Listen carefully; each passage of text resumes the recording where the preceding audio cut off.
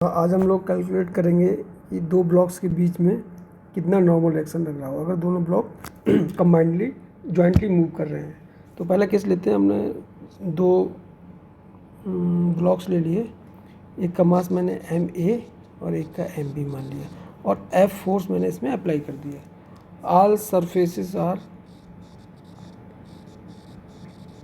Frictionless, ये भी मैंने फ्रिक्शनलेस माना है। मुझे निकालना क्या है कि इन दोनों मासेस ब्लॉक्स के बीच में कितना कांटेक्ट फोर्स लग रहा होगा। तो इसके लिए क्या करते हैं कि पूरा सिस्टम ही जॉइंटली मूव कर रहा होगा, तो मैं निकाल सकता हूँ कि कंबाइंड एक्सीलरेशन मतलब दोनों का एक्सीलरेशन क्या रहेगा। दोनों का एक्सीलरेशन सेम ही रहेगा क्योंकि जॉइंटली मूव कर रहे हैं। तो F will be equal to total mass, एक ही ब्लॉक की तरह बिहेव करेंगे, MA plus MB into acceleration. ये एक्सीलरेशन आ जाएगा A is equal to F upon MA plus MB। इसी एक्सीलरेशन से दोनों ब्लॉक मूव कर रहे होंगे। अब चूंकि मुझे इन दोनों ब्लॉकों के बीच में निकालना है क्या फोर्स लग रहा है, क्या नॉर्मल एक्शन लग रहा है, तो मैं किसी एक का फ्री बॉडी डायग्राम अलग से बना लेता हूँ। MA का बना लेता हूँ। MA पे क्या लग रहा होगा, कॉन्टैक्ट फोर्स लग रहा होगा, वो इस डायरेक्शन में लग रहा होगा, मैंने मान लिया N फोर्स है, और इस पर ये F फोर्स लग रहा होगा। ये इसको MB इसको N फोर्स से इधर पुश कर रहा होगा। और B की कंडीशन क्या होगी, MB पर ये वाला N force same force direction opposite इधर लग रहा होगा, ये इसको मूव कर रहा होगा, ये इसका अपोज कर रहा होगा। अब चूंकि एक्सेलेरेशन निकाल लिया, दोनों का एक्सेलेरेशन सेम ही होगा, MA का MB का, तो मैं इस पर दोबारा से लगाता हूँ। F माइनस N इसी डायरेक्शन मूव कर रहा है, will be equal to MA into A. Okay, तो इससे मेरे पास N निकल के आ जाएगा F minus MA into acceleration अब कितना, F upon MA plus MB, ये निकल के आ जाएगा। इसको हम लोग सॉल्व कर सकते हैं, तो ये आ जाएगा F MB डिवाइडेड बाई, बाकी कैंसिल हो जाएगा मुझे लग रहा है, यस कैंसिल हो जाएगा, यही सर्वाइव करेगा। मैं इसकी हेल्प से भी निकाल सकता हूँ।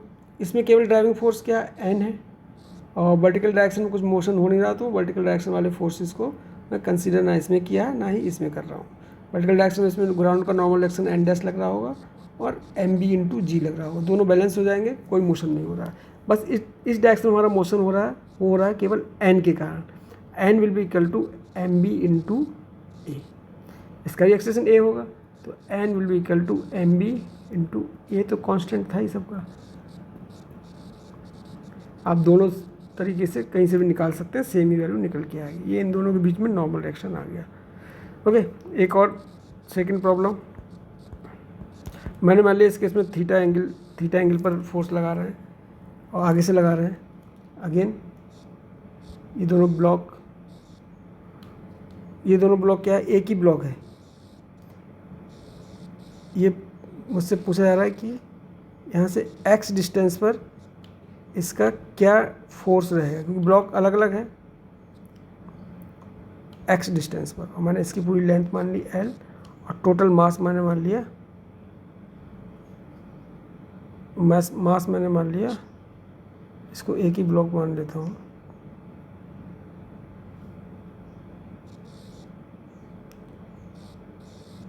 और यहाँ से x डिस्टेंस पे मुझे फोर्स पूछ रहा है, टोटल मास इसका है m।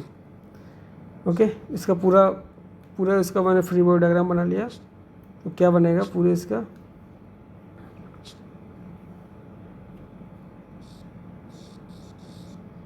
m F cos theta इधर आएगा और F sin थीटा इधर आ जाएगा। क्योंकि इस डायरेक्शन में कुछ भी मोशन नहीं हो रहा है, mg, और ग्राउंड का नॉर्मल डायरेक्शन n डैश लग जाएगा, n मान लिया, तो n plus F sin theta will be equal to mg and F cos theta will be equal to mass into acceleration. इससे मेरे पास इसमें एक्सीलरेशन निकल के आ गया। ओके, अब मुझे क्या करना है, मैं कर रहा हूँ कि इससे x डिस्टेंस पे मुझे फोर्स निकालना है, इस ब्लॉक में क्या क्या फोर्स जनरेट होंगे। तो मैंने इसको x डिस्टेंस पर मैंने इसको कट कर दिया, ठीक है। इस ब्लॉक का मास कितना हो जाएगा, इस पीस का M upon L into L minus X, इसका हो जाएगा M upon L into X. इस पे एफ कॉस थीटा काम कर रहा है और इधर मैंने मान लिया ये एन, इसमें अपोजिट डायरेक्शन लग रहा होगा, खींच रहा होगा इसके लिए, क्योंकि एक सिंगल ब्लॉक है, पुश नहीं कर रहा है इसके इसमें। तो इसका हमने एफ बना लिया, ये बन जाएगा F cos theta minus N will be equal to mass of this M upon L into X into A. इससे आप ए की वैल्यू यहाँ से रख देंगे, ओके, एक्स आपको बताइए तो आप एन इससे निकाल सकते हैं, ठीक है, कोई दिक्कत नहीं होगा, इसमें एन निकल के आ जाएगा। तो एक कंटिन्यूस ब्लॉक में भी आप निकाल सकते हैं कि किसी पर्टिकुलर डिस्टेंस में उसमें क्या फोर्सेस जनरेट हो रहे हैं। ये दो ब्लॉक्स हैं ए बी, और मैंने मान लिया थीटा एंगल, इस केस में भी निकालना है। तो पहले तो मैंने मान लिया कि ऑब्वियसली दोनों साथ साथ मूव कर रहे हैं, तो नेट एक्सेलेरेशन कितना आ जाएगा, इस डायरेक्शन में आएगा 2f minus F will be equal to M A plus M B into acceleration. पूरा सिस्टम एक ही एक्सीलरेशन से मूव करेगा। A will be equal to F upon M A plus M B. Okay, ठीक है, कोई दिक्कत नहीं। अब इसका फ्री बॉडी डायग्राम या तो मैं इस पीस का बना लेता हूँ या इसका बना लेता हूँ, वहाँ पर मैं जनरेट करूँगा फोर्स। इसको जनरेट करते हैं यहाँ पर,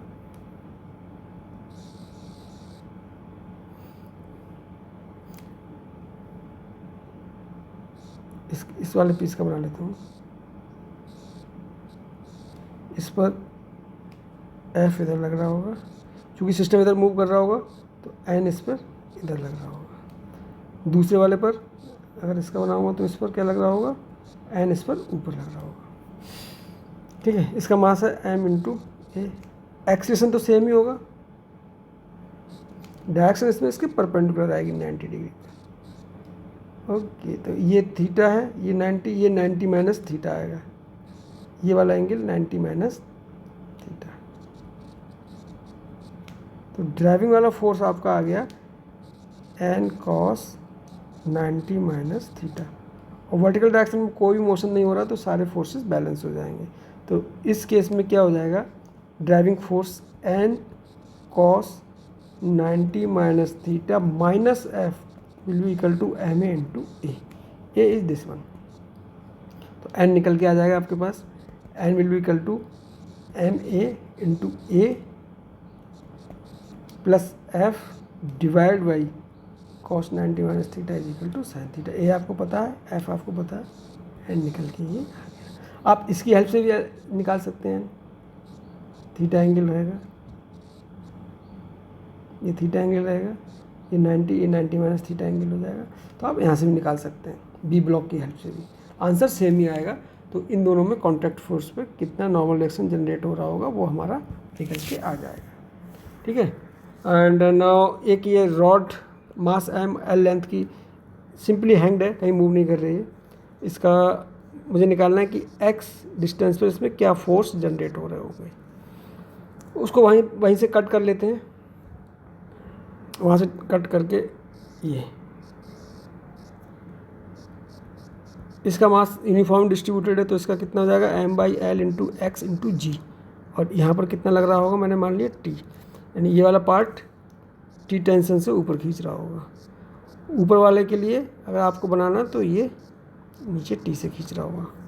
क्योंकि इक्विलिब्रियम में लिया है तो दिस इंटू जी नीचे लग रहा होगा, टी ऊपर लग रहा होगा। तो T will be equal to M upon L into X into G, ठीक है। इससे टेंशन निकल के आ जाएगा। अगर यही सिस्टम ए एक्सेलरेशन से ऊपर मूव कर रहा होता तब भी हम लोग निकाल सकते थे एक्स डिस्टेंस पर। अगर ये पूरा ही ए नॉट एक्सेलरेशन से मूव कर रहा, उस केस में क्या हो जाता,